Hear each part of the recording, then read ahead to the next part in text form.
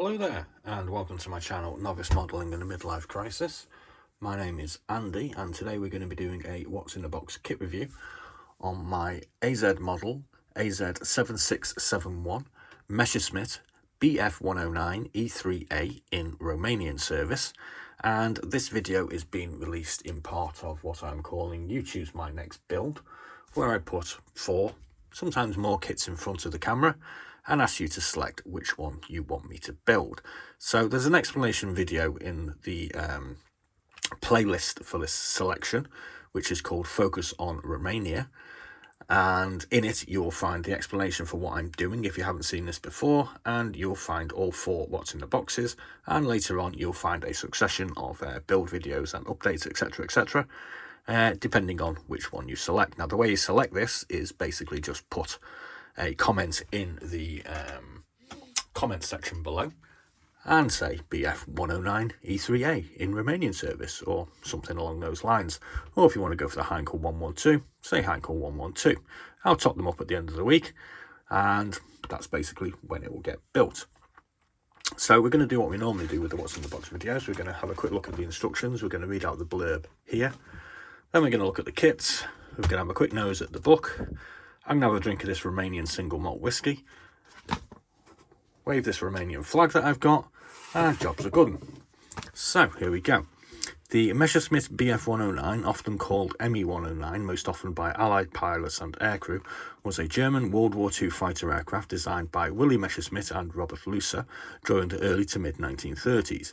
It was one of the first truly modern fighters of the era, including such features as a all-metal monocoque construction, a closed canopy, a retractable landing gear, and was powered by a liquid-cooled inverted V12 aero engine. The BF109 first saw operational service during the Spanish Civil War and was still in service at the dawn of the jet age at the end of World War II, during which time it was the backbone of the Luftwaffe's fighter force. From the end of 1941, the BF109 was supplemented by the FW190, originally conceived as an interceptor. Later models were developed to fulfill multiple tasks, serving as a bomber escort, fighter bomber, day, night, all-weather fighter, ground attack aircraft, and as a reconnaissance aircraft. It was supplied to and operated by several states during World War II and served with several countries for many years after the war. The BF109 was the most produced fighter in aircraft history, with a total of 33,984 airframes produced from 1936 up to April 1945. The BF109 was flown by 3 top-scoring German fighter aces of World War II who claimed 928 victories, among them while flying with Jagsvader 52, mainly on the Eastern Front, as well as by Hans-Joachim Marseille, the highest-scoring German ace in the North African campaign.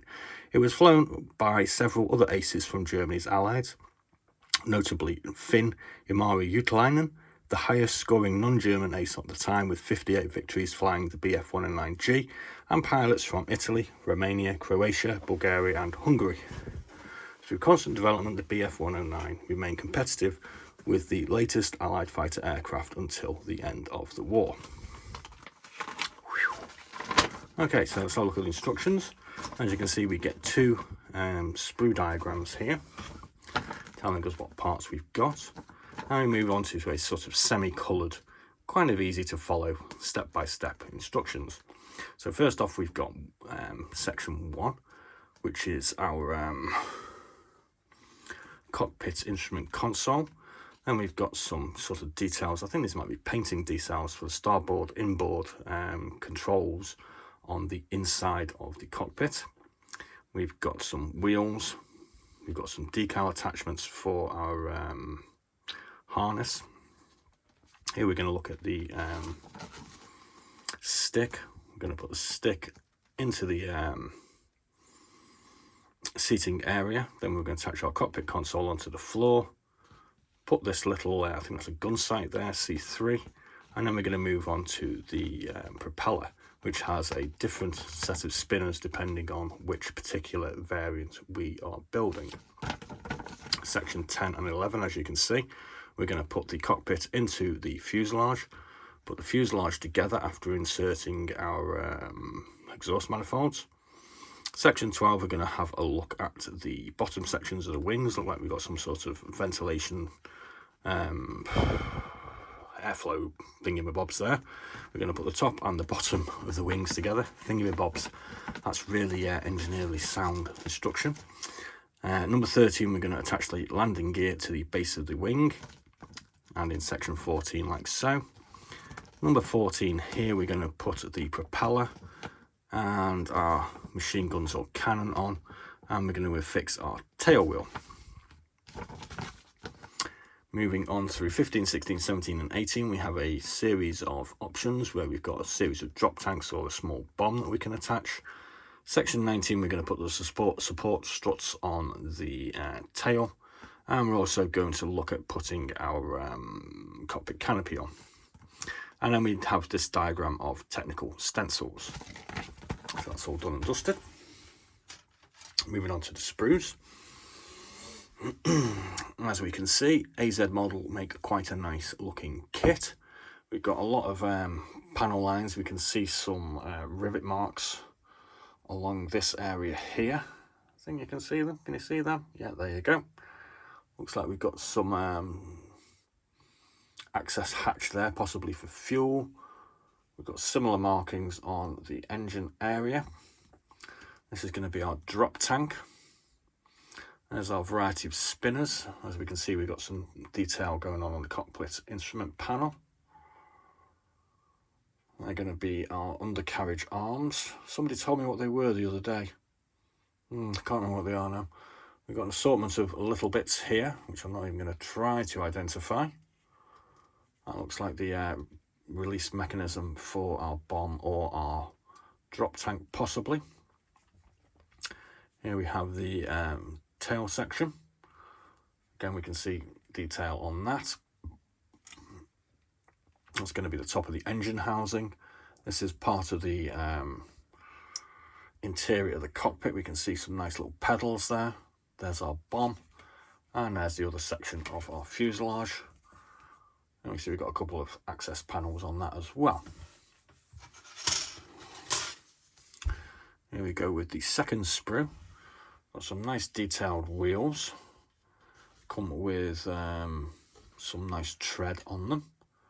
A couple of little wheels here, possibly for the inside of the cockpit. That's going to be our main sort of seating area. We can see we've got some detail on the floor as well. Tell you what, I forgot to show you. I forgot to show you the inside here, didn't I? There we go. We've got some nice detail on the inside of the cockpit with a load of mechanical gubbins. Slightly different on the other side. There you go. Forgot about that. What we got now? We got the, I nearly said umbrella again. We got the three-bladed propeller here. We've got our wings, which again, nicely detailed. We see rivets, access panels, everything that looks like it should be there. There's our other one. An engine cowling here. And there's the undersurface of the wings. Again, loads and loads of little bits of detail on there. All looks quite nice. Can't see any flash. Doesn't look like there's any imperfections on the plastic anywhere. Job's a good one. I'm pretty happy. Sorry, I just need to drink this. Oh, it smells nice. It tastes pretty good too. Okay, so now we're looking at the decals. As we can see, we've got Romanian decals here. Comes with a selection of numbers, but the ones we're going to be going for are 64. This has got this, looks like this nose art with Nella on it. Also has a Donald Duck, which goes on the rear up here. Got some alternative numbers, some slightly different variations on the crosses, and these are some post-war roundels as well that you can add on if you want. And there's our harness decal as well, and we got some instrument panel decals also. So there's our completed model. You can see this is plain green by the look of it, so that kind of makes me happy for the painting process, which makes it easier. Although we are going to have to paint this yellow nose and this yellow band on here. It also comes with some yellow wingtip markings on the undersurfaces. Just have a look at the box and see what the other options we have are. So as we can see, 64, that's the one we'll be building if you select this one.